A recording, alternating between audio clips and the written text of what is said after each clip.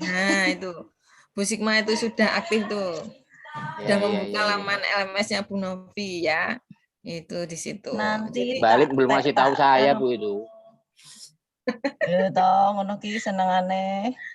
Nah, jadi keaktifan mahasiswa, silahkan kepo ya, silahkan kepo tentang LMS yang ada di situ. Pasti Bu Sigma sudah tahu, ini nanti apa sih yang diminta oleh Bu Novi seperti itu. Ya. Ada penjelasannya. Ada penjelasannya. Itu materi yang barusan Ibu jelaskan untuk 1 semester itu Bu. Betul, untuk 1 semester. Untuk perkuliahan, ya? Banyak banget materi. Ya, itu 1 semester, Pak. Nanti kalau jenengan saya kurangi, ilmunya akan berbeda. Ya, kuliahnya bayarnya sama gitu kan. Nah, nanti akan berbeda. Yang pasti pembagiannya mana ke LMS atau mana yang harus tatap muka, kan perkuliahan 8 kali, tetapi yang tatap muka yang 8 kali. Selain itu boleh lewat asinkronus, boleh. Ya. Kalau buku itu Bu ada nggak buku referensinya Bu? Oh ya, betul Pak. Ini ada buku referensi yang tadi sudah saya tulis di sini ya. Ada beberapa buku yang saya pakai. Ini sebentar, ini saya bawa. Yang sama kayak punya Bu Novi lah. Ini ada konseling lintas budaya dari Dr. Anak Agung Ngurah Adipura MPD. Penerbitnya Graha Ilmu. Dr. Anak Ngurah Adiputra MPD. Terus ada ini tentang komunikasi antar budaya, dasar-dasar komunikasi antar budaya, ini dari Dr. Alo Liliweri. Alo Liliweri MS. Ini dasar-dasar komunikasi antar budaya. Selanjutnya, bagaimana nanti di sini di pengembangan pribadi konselor di mata kuliah, ini mata kuliah KLB kenapa menggunakan pengembangan pribadi konselor? Karena di buku ini pun juga bisa membahas bagaimana seorang pribadi konselor ketika kita menemui stereotip ya, stereotip prasangka itu bagaimana. Di sini buku ini ada. Kalau ada yang, ya kalau ini Bu Novi senang aja sih, membaca tentang indigenous psikologi. Jadi di sini memahami dan mengembangkan indigenous psikologi. Ini tentang memang konteksnya ya tentang budaya seperti itu.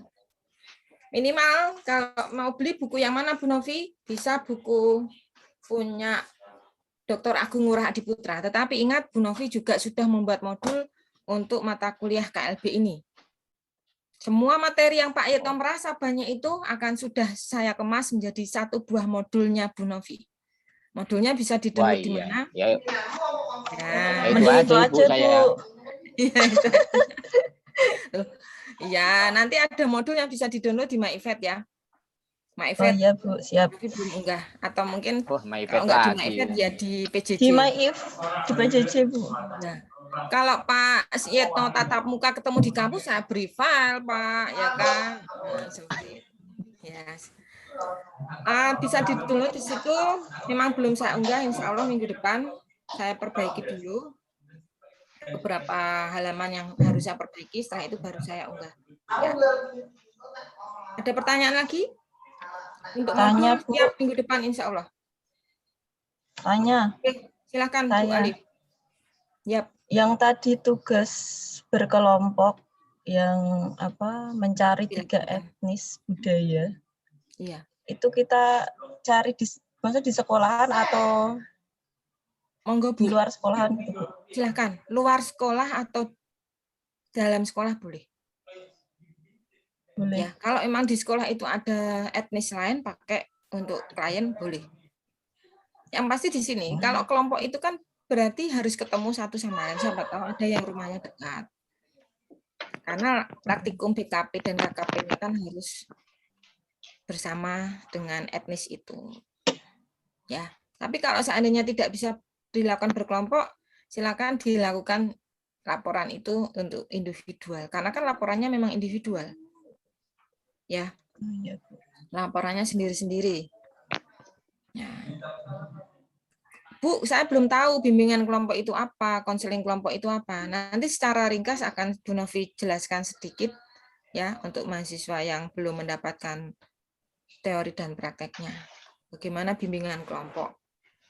Yang pasti jumlah anggota kalau bimbingan kelompok 10 siswa atau 10 konseli. Kalau konseling kelompok boleh 7. Dan di situ ada etnis lain ya. Karena ini konseling lintas budaya, berarti Bu Novi menginginkan ada etnis lain yang ada di situ. Ya Pak Yitno ya. Jadi ada Jawa, ada Sunda, ada Batak mungkin itu boleh. Atau mungkin non Muslim, ada yang Muslim itu boleh. Seperti itu. Jadi ada keragaman budaya di situ.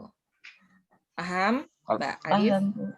Kalau saya muridnya kan masyarakat transisi Bu, itu anaknya itu. Ya mungkin orang tuanya ada yang dari Jawa, ada yang dari Sumatera begitu. Tapi kan Sumatera. anaknya udah Boleh, kelahiran boleh. sini Bu itu. Ya bagus Pak Yitno, bisa ya, bisa. Karena kan di situ mengandung budaya sendiri-sendiri. Ada lagi yang dari Bu Sigma, kelas Bu Sigma, Bu Martin, Bu Maya, Bu Nur Hikmah. Ada pertanyaan? Bu, jadi itu kita melakukan konseling ya Bu terhadap etnis-etnis itu. Ya. Kemudian Melakukan di konseling. dalam bentuk laporan gitu Bu. Ya, betul.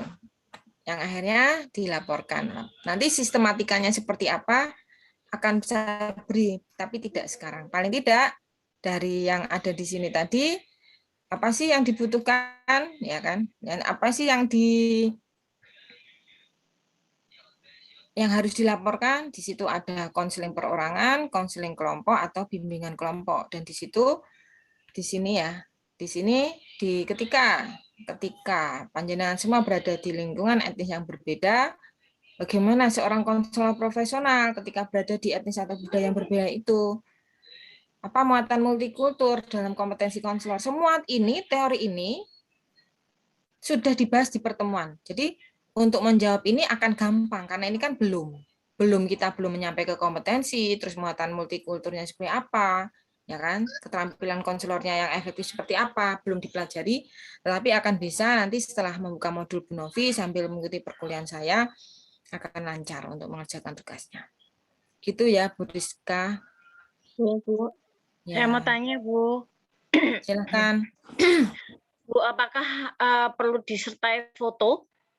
Wah, betul si Bu Sigma. Ya, sebagai bukti jadi dalam laporan itu nanti dalam sistematika pun nanti akan saya beri sistematika di bawah yaitu lampiran. Lampirannya memang berupa foto.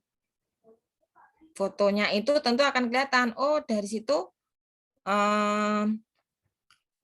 etnis Tionghoa kelihatan di situ, ya kan? Oh ini beda, gitu. Jelas. Laporannya walaupun kami lewat itu Bu, kan misalnya kan nggak tatap muka, misalnya kita lihat PC, itu boleh. Oh, ada screenshotnya ya, boleh. Yeah. Jadi di sini ketika memang tidak tatap muka, tapi layanan melalui virtual nggak masalah. Bu Novi nggak masalah, karena memang kan sekarang zamannya seperti ini, semuanya serba IT, serba virtual, jadi nggak masalah ya.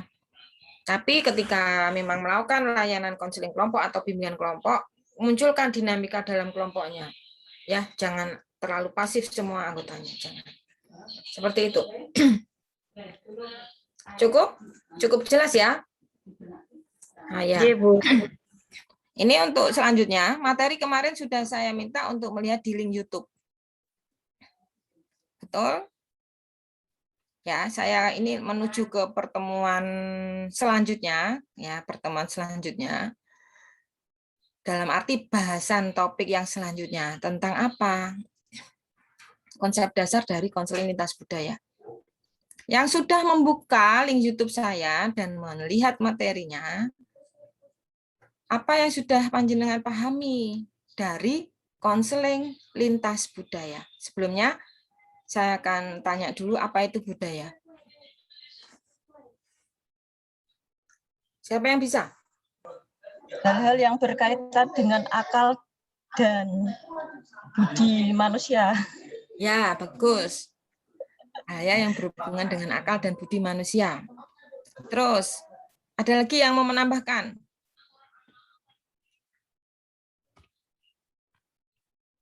Ada dan tradisi yang berbeda-beda, Bu? Ada dan tradisi yang berbeda-beda. Bisa, kita menggunakan ada norma, tradisi, seperti itu ya.